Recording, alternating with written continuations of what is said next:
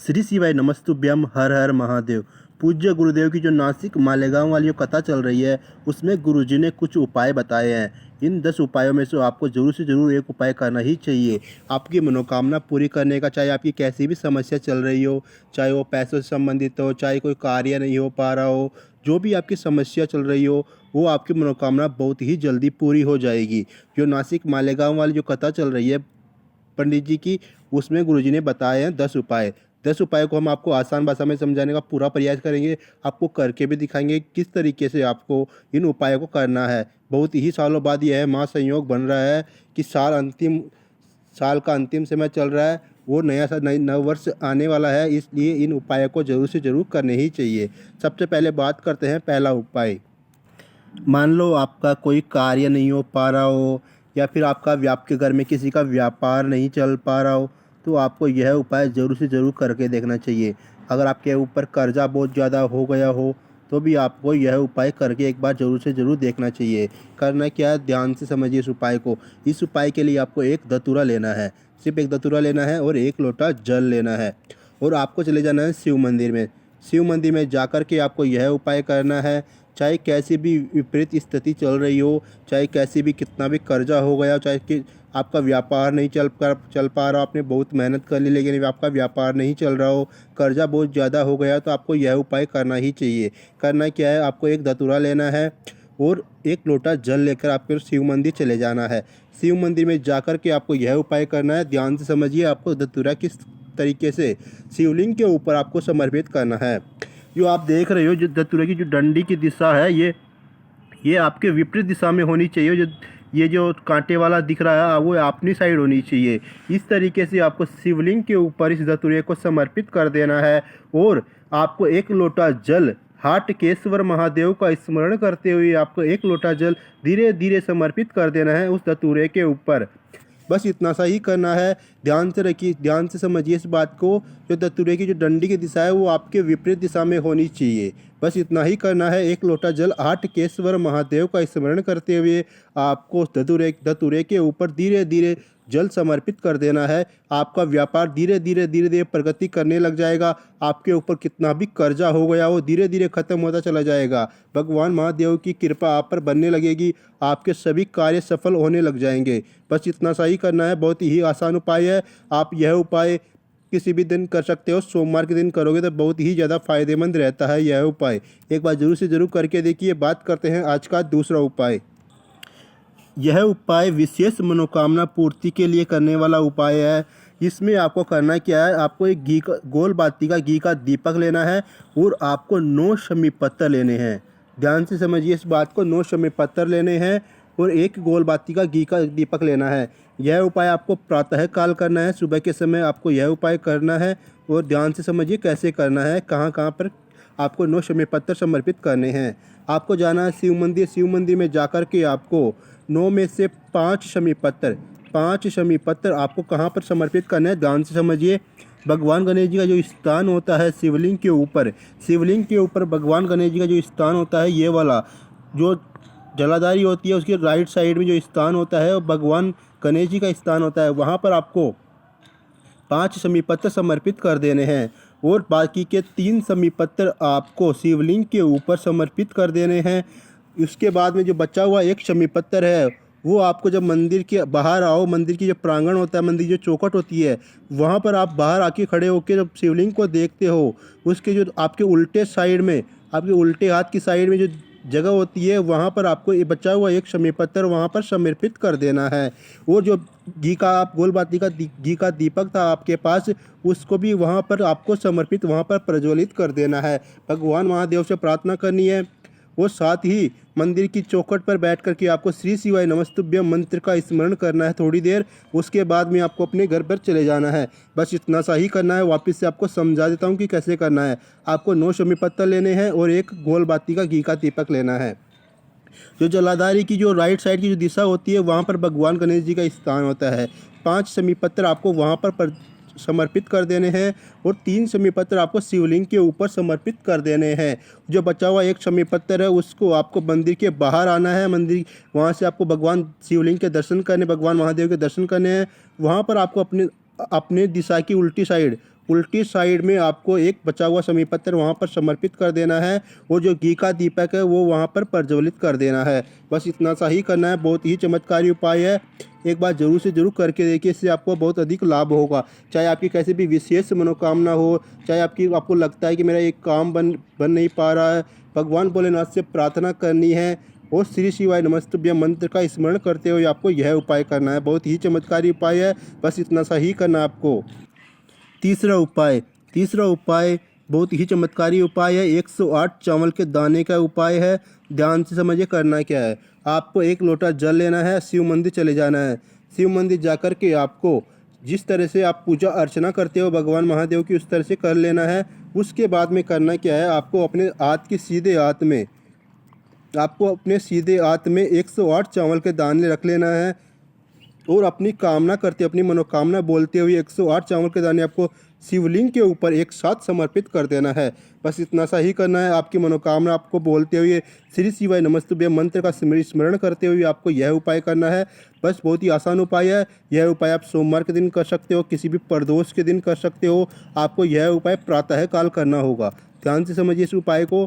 प्रातःकाल आपको यह उपाय करना है, तभी आपकी मनोकामना पूरी होगी। चाहे विशेष मनोकामना हो, चाहे कैसी भी मनोकामना के लिए आपको यह उपाय जरूर से जरूर करके देखना चाहिए। बात करते हैं आज के चौथे उपाय के लिए। मान लो आपने बहुत सारे उपाय कर लिए लेकिन आपका काम नहीं बन पा रहा हो, तो आपको एक बार यह उपाय जरूर से जरूर करके देखना चाहिए। ध्यान से समझिए इस उपाय को।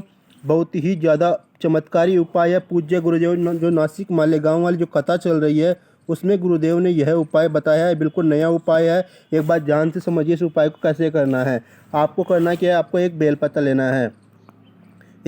लेना है। थोड़ा सा आपको लाल चंदन लेना है और आपको थोड़ा सा शहद लेना है। अब आपको ध्यान से समझिए करना क्या है। जो बीच वाली पत्ती है, जो थोड़े से लाल चंदन से जो बीच वाली पत्ती है, वहाँ पर आप या तो ओम बना सकते हो, या फिर आप स्वास्तिक बना सकते हो, या फिर आप उस पर एक बिंदी भी लगा सकते हो लाल चंदन से। बस यही करना है। और जहाँ पर जो दोनों पत्तियों का मिलन होता है, जो बीच वाली जो डंडी है, यहाँ पर आपको थोड़ा सा शहद लगा देना है और भगवान महादेव के मंदिर चले जाना है। आपको यह उपाय प्रातःकाल करना है। ध्यान से समझिए आपको इस बात को। यह उपाय प्रातःकाल करना है और आपको उस बेलपत्र को शिवलिंग के ऊपर आपको समर्पित कर देना है। अपनी मनोकामना बोलते हुए श्री शिवाय नमस्तुभ्यं मंत्र का स्मरण करते हुए आपको यह उपाय करना है। वापस से आपको समझा देता हूँ। जो बीच वाली पत्ती है वहाँ पर आपको लाल चंदन से या तो ओम बना सकते हो, स्वास्तिक बना सकते हो, या एक बिंदी भी लगा सकते हो। ये और बीच वाली जो दोनों पत्तियाँ होती है उनका जो मिलन होता है इस वाली जगह पर, यहाँ पर आपको थोड़ा सा शहद लगा देना है और भगवान महादेव के मंदिर जाकर के आपको उसको समर्पित कर देना है, अपनी मनोकामना बोलते हुए। बात करते हैं आज का पांचवा उपाय आपको करना क्या है, ध्यान से समझिए। आपको तीन वृक्षों में आपको घी का दीपक प्रज्वलित करना ही चाहिए। यह उपाय कब करना है अब हमको वीडियो के अंत में बताएंगे, इसलिए इस उपाय को पहले समझ लीजिए कैसे करना है। आपको सबसे पहला जो गोल बाती का घी का दीपक आपको अपने घर पर तैयार करने, 3 गोल बाती के घी के दीपक तैयार करने हैं। जो पहला दीपक वो आपको प्रज्वलित करना है बेलपत्र के पेड़ के नीचे आपको समर्पित करना है।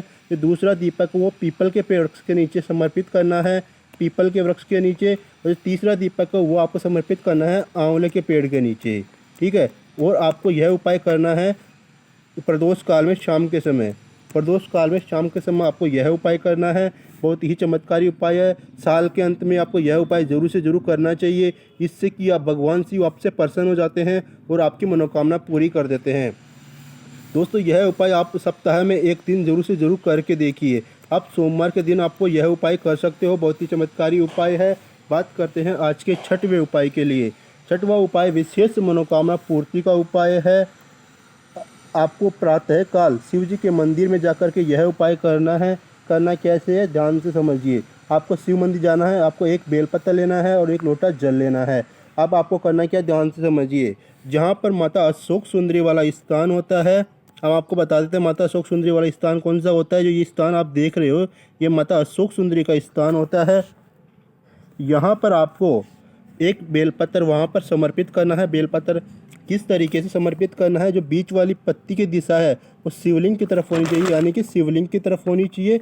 और जो पिछला डंडी की दिशा है वो जलाधारी की तरफ होनी चाहिए, साइड होनी चाहिए। इस तरीके से आपको समर्पित करना है। और उसके बाद आपको एक लोटे जल में से आधा लोटा जल आपको उस बेलपत्र के ऊपर समर्पित कर देना है, अपनी विशेष मनोकामना बोलते हुए। उसके बाद में क्या करना है, उस बेलपत्र को वहाँ से प्राप्त कर लेना है वापस से। और आपको करना क्या है, उस शिवलिंग के ऊपर उस बेलपत्र को समर्पित कर देना है। और जो बचा हुआ लोटे में जल था उसको अपनी विशेष मनोकामना बोलते हुए शिवलिंग के ऊपर बेलपत्र रखा हुआ है उसके ऊपर आपको एक दार में धीरे धीरे से जल अर्पित कर देना है। बस इतना सा ही करना है। यह उपाय आप सोमवार के दिन कर सकते हो या प्रदोष के दिन भी आप यह उपाय कर सकते हो। दोस्तों यह उपाय बहुत ही चमत्कारी उपाय है, क्योंकि हम सभी जानते हैं कि भगवान शिव की सबसे प्रिय पुत्री माता अशोक सुंदरी है। और माता अशोक सुंदरी की बात, कोई भी बात भगवान शिव नहीं टालते हैं, इसलिए आपको यह उपाय एक बार जरूर से जरूर करके देखना चाहिए। बात करते हैं 7वें उपाय के लिए।